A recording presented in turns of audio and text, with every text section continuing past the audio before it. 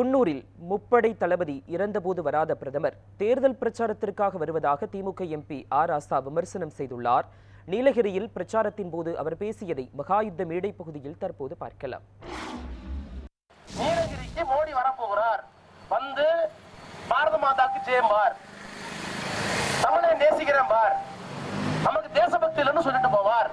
ஆனா ஒண்ணு சொல்றேன், இங்கதானே பிபின் ராவத் இறந்து போனாரு, இந்த மலையில தானே இறந்து போனாரு, இந்த ஃபேக்டரி தானே வந்தாரு, இந்த ஃபேக்டரி தானே தேசத்தை காப்பாற்றுவதற்கு துப்பாக்கிக்காக வெடிமருந்து கொடுக்கிற இடம் இந்த இடம் தானே, இங்க தானே வந்தார் முப்படை தளபதியினுடைய தளபதி, முப்படை தளபதியினுடைய தலைவர் இங்கே வந்து இறந்து போனார்.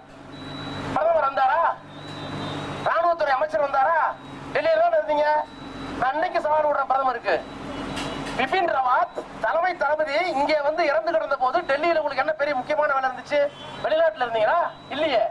அன்றைக்கு ஓடோடி வந்து தேசிய கொடியை போர்த்தி அவருக்கு வீர வணக்கம் செலுத்தியவர் முத்துவேல் கருணாநிதி ஸ்டாலின் என்ற எங்களுடைய